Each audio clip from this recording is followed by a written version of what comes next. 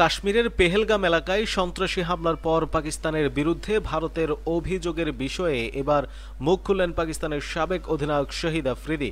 সন্ত্রাসী হামলার জন্য সরাসরি ভারতীয় সেনাবাহিনীকে দায়ী করেছেন তিনি।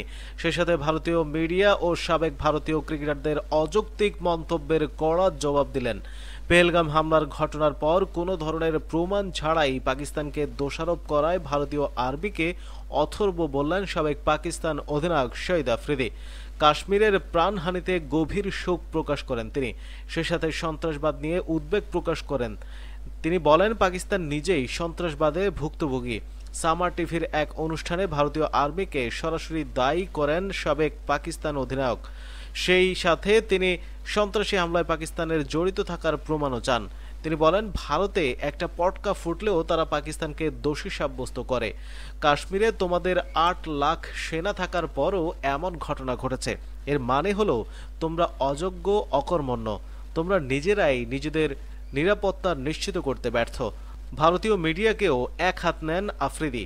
হামলার ১ ঘন্টার মধ্যে ভারতীয় মিডিয়ার বলিউডের মতো কাল্পনিক গল্প দাঁড় করানোর তীব্র সমালোচনা করেন তিনি।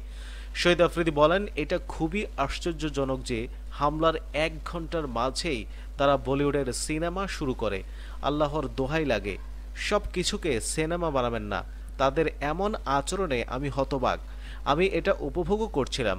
সম্প্রতি সাবেক ভারতীয় অধিনায়ক সৌরভ গাঙ্গুলি পাকিস্তানের সঙ্গে সব ধরনের ক্রিকেটীয় সম্পর্ক ছিন্ন করার আহ্বান জানান। নাম উল্লেখ না করলেও ভারতীয় ক্রিকেটারদের পাল্টা জবাব দিয়েছেন পাকিস্তানি এই তারকা।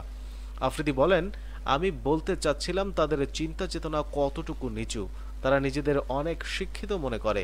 তাদের দুজন ক্রিকেটার ভারতের হয়ে অনেক ম্যাচ খেলেছে। সেরা ক্রিকেটার হয়েও তারা সরাসরি পাকিস্তানকে ব্লেম করে। ভাই, কেন পাকিস্তান? কিছু প্রমাণ দেখাও। শহীদ আফ্রিদি মনে করেন, পাকিস্তান ও ভারতের মধ্যে কূটনৈতিক সংলাপই সব সমস্যার একমাত্র সমাধান হতে পারে। যুদ্ধ এবং সংঘাতে কিছু অর্জন করা সম্ভব নয়। খেলাধুলা, বিশেষ করে ক্রিকেটকে রাজনৈতিক স্বার্থের বলি করা উচিত নয় বলে মনে করেন তিনি।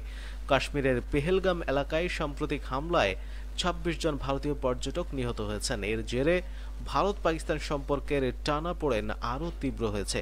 ভারতের পক্ষ থেকে সিন্ধু পানি চুক্তি স্থগিত সহ নানা পদক্ষেপের পাল্টা জবাবও দিয়েছে পাকিস্তান।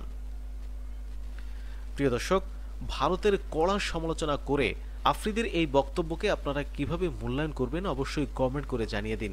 এবং প্রতিদিন ক্রিকেটের খবর সবার আগে পেতে প্লাস মাইনাস চ্যানেলটি সাবস্ক্রাইব করে পাশে থাকা বেল আইকনটি প্রেস করে রাখুন।